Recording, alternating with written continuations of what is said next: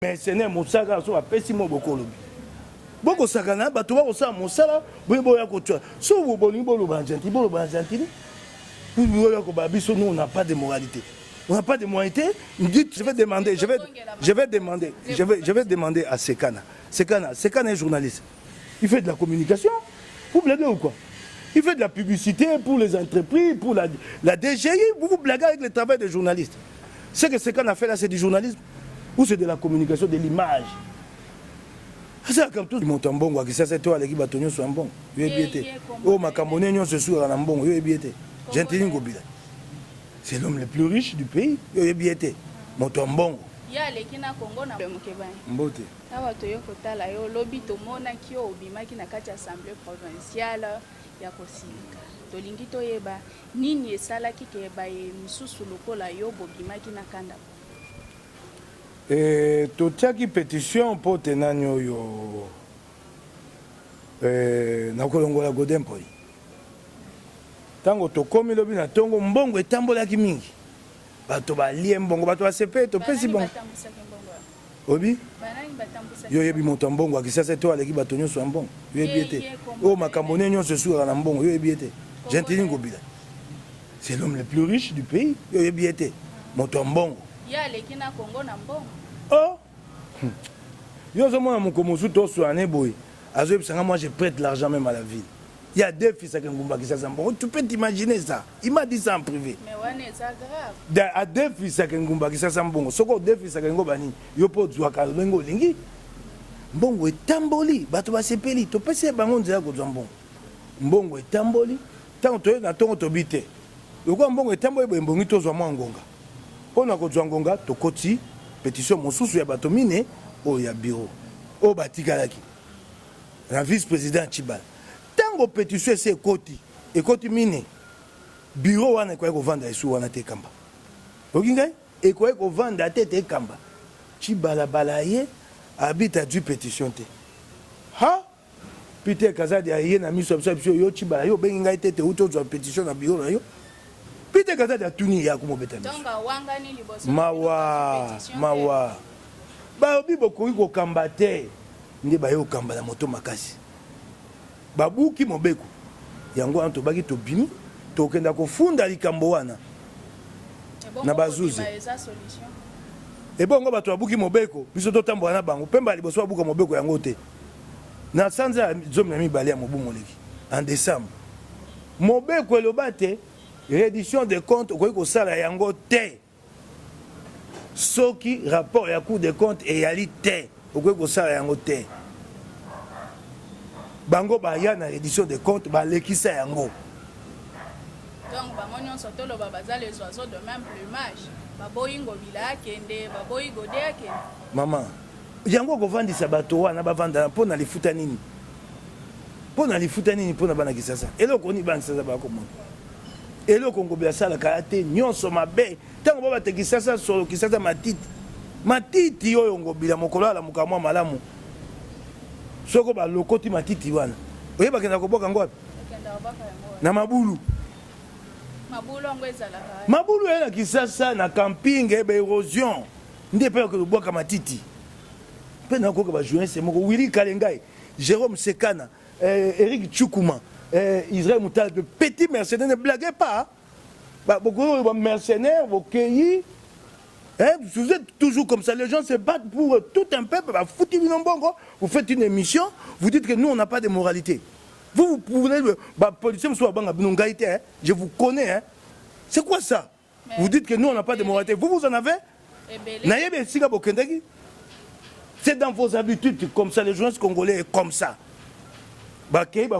Sans conviction, des commerçants, vous dites que nous on n'a pas de moralité. Monsieur, attention, hein. Moralité. Bon, donc, qui ça mon sang n'a pour 500 $, pour 1000 $, vous ça bateau, pratique n'a pour sauter, n'est pas n'a sauté. Les gens se battent pour une cause. Si vous voulez défendre Gentil, défendez Gentil, vous dites que nous on n'a pas de moralité. Vous en avez vous. Naïbi bino malamu. Ba politique muso ba banga bino ngabo meka to ndongwana. Na yo kabino. Ngana wuti na musama paisa bo sakana te nous n'avons pas de moralité. Parce que vous en avez une, vous. Bah, mercenaire, Moussaka, so, apesimo boko lobi. Boko sakana, bah, tu vois, ça, Moussala, boy, à côté. So, vous, bolo, banjanti, nous, on n'a pas de moralité. On n'a pas de moralité. Dites, qu'est-ce que nous avons fait? Oh, boy, habite toi, moralité. Soko boko sa mosa bo palisango oya ko tambolaka ko to na yeba pa boko to mbongo so bo lingi na be bisabino mosa te o ko tu na lobby loko bo bandi na biso batinda mibo na ko ebisa Jérôme Sekana, Willy Kalengai, Eric Tchoukouma, Israël Moutala. Si vous voulez pas que je vous emmerde, vous arrêtez là. Pour pas boko to mbongo na yebaka na yebi nde bosaka maloko ya bino boy comme ate okoyo dwinga na nabi ozwaki mboye pa moto bo mosaka osaboye ya basi ba pesi okanyaka bo vanda bo kende pa moto mbongo apesa bino mbongo na bino. OK, la ville de Kinshasa est ici. Est-ce que vous faites des papiers dans vos médias pour les problèmes de Kina? Montrez-moi combien de papiers vous avez fait depuis le début de l'année. Non. Et attendez. Amenez-moi ces journalistes, ces mercenaires sur un plateau. Je veux vraiment les ridiculiser. Moi, j'ai tous les chiffres. Ça, c'était un monologue, une émission. C'est combien de personnes sur un plateau? Ridicule. Oui, il y a aucune émission. Vous avez un monologue comme ça, non, ici, avec Diana, avec José Nawel. Ça, c'était un monologue. Ça, c'est une émission. Ça, c'est un monologue. Et vous êtes fiers de vous. Vous êtes 4 sur un plateau en train tous d'applaudir un homme. Oh, quelle petitesse d'esprit. Peboko Sakana. Ça, c'était un monologue. T'es un émission, maman. N'a pas émission. Pas Sakana. Même là, moko na bangwao. Soba toi solo. Moko ka même là, que l'un d'entre vous se pointe devant moi en débat contradictoire. Vous avez des médias. Je vous pose une question. Depuis l'année, début de l'année, montrez 2, 3, 4 papiers sur le problème de Kinshasa. Oh, Bokomi. Vous ne couvrez même pas la ville de Kinshasa. Jamais. Vous avez des médias. J'ai jamais vu un de vos journalistes Kuna. Jamais.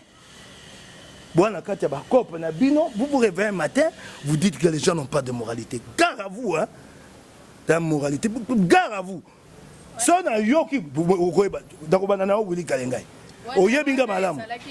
Attends, je vais demander à Sekana. Sekana est journaliste. Il fait de la communication. Vous blaguez ou quoi? Il fait de la publicité pour les entreprises, pour la DGI. Vous blaguez avec le travail des journalistes. Ce que Sekana a fait là, c'est du journalisme ou c'est de la communication, de l'image? C'est comme tout ça, mon pandisango. Sekana, ce qu'il fait, c'est du journalisme. Hein? Pour aller chez la DGI, la régie financière, la pension mission, DG Songo, la monsieur qui ça, c'est ça? Hein? Bon, ça, kanana batute. La pétition au Bokoti Sakekwe, Mikolo Sikoyo, sur les résolutions Nini. Tozo kende pa bazouze. Toke pa bazouze. Toko funda yango. Poso ekosi la te bokoko toko funda yango. Toki ngai? Bozabino na bane. To yali bato koleka zom na Peter Kazadi, na honorable Sami Kalonji, Jerry Dikala, Gary Mbo, honorable Magua Kabemba, honorable nani oyo honorable Rifin Bayambudila, Peter Kazadi ye moko bomoni tumbako bunda na pesi longo mingi, Mama Thérèse Masengo ba mosusa en sese kotanga baninga ba sote o natangi bangote ba limbisa ngai ko sisa nyoto te. Mais to utaki oyoka lobby que non pétition mosusu ekotaki okokotisaki et que bureau o wana kaka nde moto ko gérer yango to ba mosusu bango basi ba zongisi gode o ba ko sala wana so ba osani te biso te na bi na te poso ko sila te to kenda ko funda. Oki ngai? Awa to sana plateau de vérité to sepeli mingi fait to pesio. Merci. Ici, je mets les 4 journalistes au défi. À la limite, tous les 4 contre moi seul, sur un plateau. Je les mets au défi, qui viennent sur un plateau, que nous parlions des problèmes. Est-ce qu'ils connaissent d'abord les problèmes de Kinshasa? Est-ce qu'ils connaissent ces problèmes de Kinshasa? Je leur pose la question, là où ils sont, chacun individuellement, dans sa conscience. Toi, tu connais les problèmes de Kinshasa? Hein? Est-ce qu'ils connaissent ces problèmes de la ville? Les connaître et savoir ce qu'on peut faire pour la Kobongisa. Je les mets au défi. Ils ont bien parlé dans leur monologue qu'un seul d'entre eux se pointe devant moi dans un débat contradictoire. Il en sortira ridicule. C'est malheureux, hein? Très malheureux. Hein? Très malheureux. Hein? très très malheureux. La vie de millions de Congolais. Vous, c'est quel presse que vous faites, vous? Je viens de vous, je vous connais. Ne blaguez pas, moi je vous connais, je viens de vous. Hein? Je viens de vous. Willy Moussa né Yangwan. Tous les jeunes ici le savent. Tant on a dit dans Moussa, par exemple, on a 40 pour rien. Si on a eu Sabango, Bolanda été, on a eu la cabine pour amener les jeunes gens dans les trucs de $200 à Petit au monde, il a eu le cop. Ça, tu es des jeunes. Petit au monde, il a eu le coupage. Bango, Bango, commencer par Willy Kalengai. Oui, Willy. C'est ce que ce n'est que ça. Bah, tu reçois la cabine soutée. Quand après, ma camarade, on m'a moi, Eric Wemba. Eric Wemba, mon colo, mon sabo saga, biso lingi subo. Toi, tête, tu vas pas passer mon coma. Yo bandini. Je le connais très bien. Ah, Vandanien. Hein? Ah, Vandanien, Willy. Vanda suis, ne pas dans bon Vandanien. N'a la bino moko. Avec votre monologue. Est-ce que mon peut être fier? 4 intellectuels sur un plateau, vous avez tous le même avis. C'est ridicule, savoir vraiment que ça c'est un service commandé. 4 intellectuels, vous êtes sur un plateau. Willy, tu en as l'habitude, c'est quand tu en as l'habitude, allez vous prenez deux autres jeunes, vous êtes en train de dévoyer. Et Eric Tchoukouma et Israël Mouta. Bon, bandaka émission, moi quoi, Nakoluka Kombo Nango, Soko la République. Un monologue de 8 personnes, 7. Oui, bien, tu vas foutre bino boye, va foutre bino. Moussa no yangwana. Hein? Moussa Oka Willy Kalenga et Biangouane. C'est tout ce qu'il sait faire. Hein? Nous, on n'a pas de moralité. Parce que vous en avez une professionnellement. Toi, Willy, tu as une moralité. Sur le plan professionnel. Tous les jeunes ici se plaignent de toi. Hein?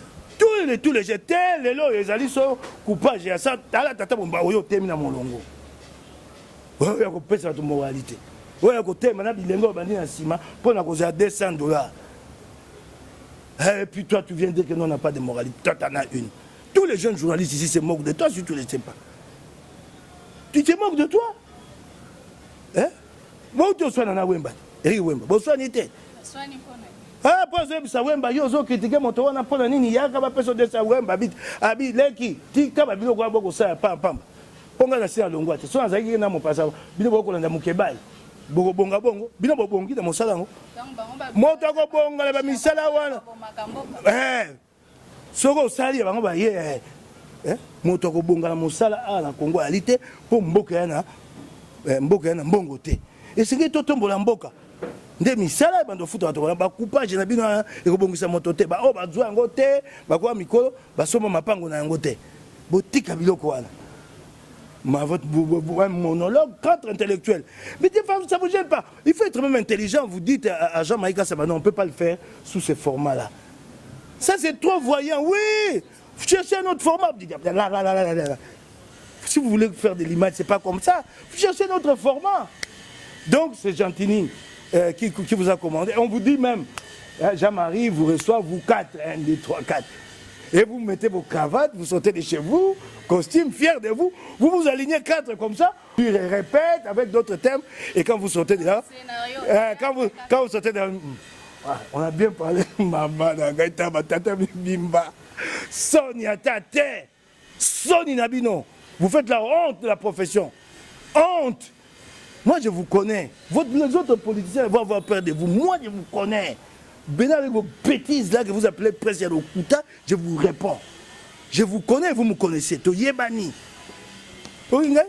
Et t'as qu'à banda bon le baissous et kobima. Nako c'est la bino. Bon sakande, bon sakanaka. Hein? Bon que nous savons beaucoup ça bon lobby. Voilà que le baquet nous on n'a pas de moitié. Na yo kabine sous. Et kobima sko ya moko la bino. Pena bandolanda bino pas beaucoup d'ako doka coupage na bino. Aujourd'hui, nous avons bien entendu. Donc aujourd'hui, tu es aujourd'hui à Okoya Itika. Okinga? Bon sakande, bon sakanaka. La kibino, hein? Concernant ma campagne provinciale, l'opposé la CAC pour la bino la justice. Toko zela. Toko funda yango. Toko ya ko ebisa bino.